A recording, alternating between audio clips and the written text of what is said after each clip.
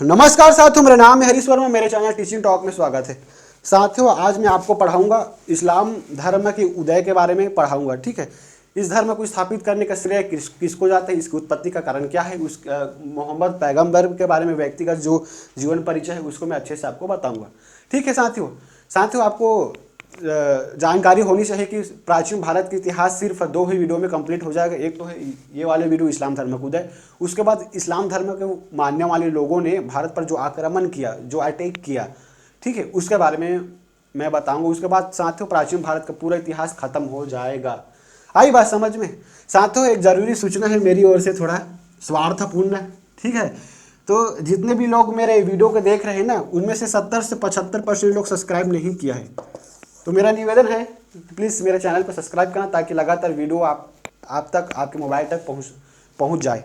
ठीक है साथियों, तो आइए हम पढ़ते हैं इस्लाम धर्म का उदय। इस्लाम का उदय साथियों, इस धर्म को स्थापित करने का श्रेय पैगंबर हजरत मोहम्मद को जाता है। ठीक है, जो कि सऊदी अरब, आज का सऊदी अरब मक्का शहर का रहने वाले थे।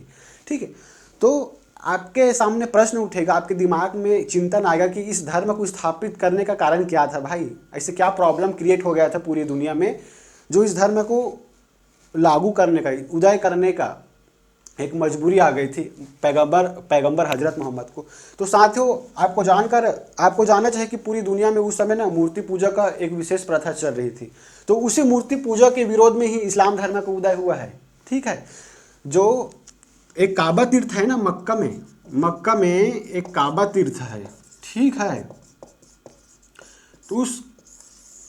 तो ये काबा तीर्थ पहले, ठीक है, ये काबा तीर्थ पहले भगवान शिव का मंदिर था। आपको जानकर हैरानी होगी। ठीक है, तो ये काबा तीर्थ पहले मक्केश्वर शिव मंदिर था। ठीक है, तो इसी मंदिर को तोड़कर साथियों इस काबा तीर्थ का निर्माण हुआ है। ये मैं नहीं बोल रहा हूँ ना, एक प्रसिद्ध इतिहासकार थे सलस नाम का, रोमन इतिहासकार सलस नाम का, ये उनका दावा है। ये मैं नहीं बोल रहा हूँ ना, मेरे ऊपर ब्लेम मत लगाना कि शिव मंदिर को तोड़कर मस्जिद बनाया है, काबा तीर्थ स्थल बनाया, ये मैं नहीं बोल रहा हूँ।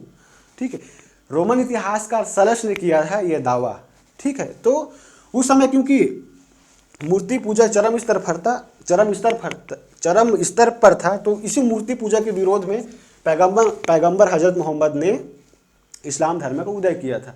साथियों, दावा ये है सलस का कि पहले काबा तीर्थ भगवान मक्केश्वर शिव मंदिर का एक मंदिर था, तो उसी को तोड़कर साथियों काबा तीर्थ का निर्माण हुआ है। तो साथियों आइए मैं इसके बारे में, इसके जो व्यक्तिगत जीवन के बारे में आपको बताऊंगा। ठीक है साथियों, पैगंबर हजरत मोहम्मद जो इस धर्म के संस्थापक थे, इनका जन्म 570 ईस्वी में हुआ था मक्का में। मक्का साथियों एक इस्लामिक नगर है, आज के वर्तमान सऊदी अरब में ये पड़ता है।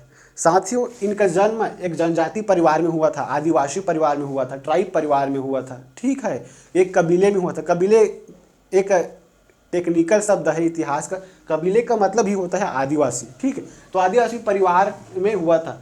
तो कौन से जनजाति परिवार में हुआ था? तो कुरैश नाम के जनजाति परिवार में इसका जन्म हुआ था। साथियों इसके माता का नाम अमीना थी, पिता का नाम अब्दुल्ला था। ठीक है, इनकी शादी 25 वर्ष की उम्र में हो जाती है, और इसकी पत्नी का नाम क्या थी? खजीदा। आई बात समझ में? साथियों इनकी एक पुत्री भी हुई जिनका नाम था फातिमा। ठीक है, इनके दामाद का नाम था साथियों अली। आई बात समझ में? तो माता का नाम अमीना, पिता का नाम अब्दुल्ला, पत्नी का नाम खजीदा, पुत्री का नाम फातिमा और इसके दामाद का नाम था अली। साथियों मदीना में, मक्का में इनका जन्म हुआ 570 ईस्वी में, लेकिन 632 में इनकी हत्या हो जाती है मदीना में। ठीक है, तो 570 में इसके जन्म होता है, 632 में मदीना में इनकी मृत्यु हो जाती है, इनकी हत्या हो जाती है। साथियों उसके बाद इनके दामाद की भी हत्या हो जाती है 661 ईस्वी में।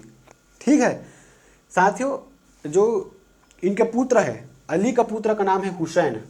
ठीक है, मतलब फातिमा के पुत्र का नाम था हुसैन, इनके भी हत्या हो जाती है सन 600 ईस्वी में। आई बात समझ में? तो इन अली और हुसैन के बाद जितने भी खलीफा मतलब शासक हुए ना इस्लाम धर्म में, एक पैगंबर के रूप में, तो उसको खलीफा कहा जाता है इस्लाम धर्म में। आई बात समझ में? साथियों जिस प्रकार से जैन धर्म में श्वेतांबर और दिगंबर है ना, ठीक है। बौद्ध धर्म में हीनयान और महायान है, यानी कि दो भागों में बढ़ गया था जैन धर्म और बौद्ध धर्म। सेम उसी प्रकार से साथियों एक ऐसा समय आया जब इस्लाम धर्म भी दो भागों में बढ़ गया। पहला था सुन्नी और दूसरा है साथियों शिया।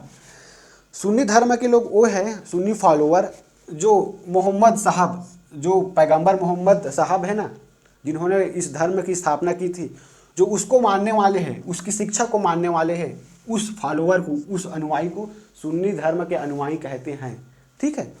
और जिन्होंने उनके दामाद अली को फॉलो करते हैं, उनके अनुयायी है, उनको कहते हैं शिया धर्म को मानने वाले लोग। आई बात समझ में? तो शिया और सुन्नी दो भागों में बढ़ जाते हैं। शिया मानने वाले वे लोग हैं जो पैगंबर हजरत मोहम्मद को फॉलो करते हैं, अनुयायी हैं उनके। जो अली को मानते हैं साथियों, उनको शिया के अंतर्गत रखा गया है। साथियों दो महत्वपूर्ण धार्मिक ग्रंथ है इनकी, ठीक है।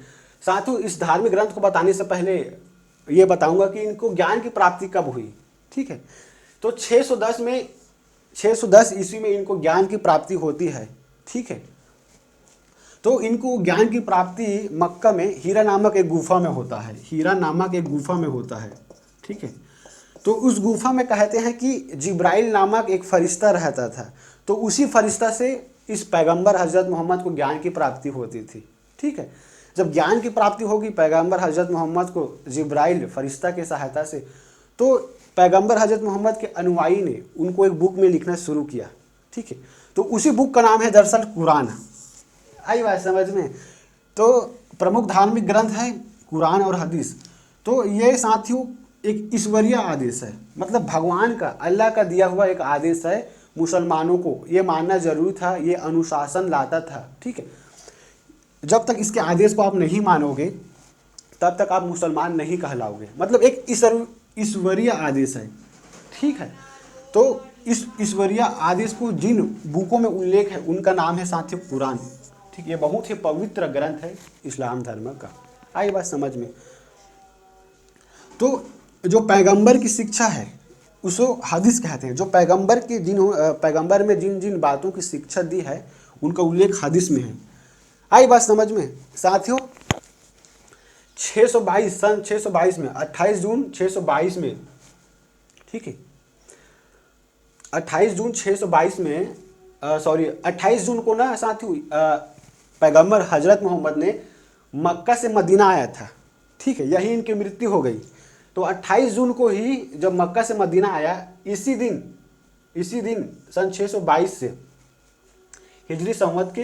हिजरी संवत को शुरुआत की।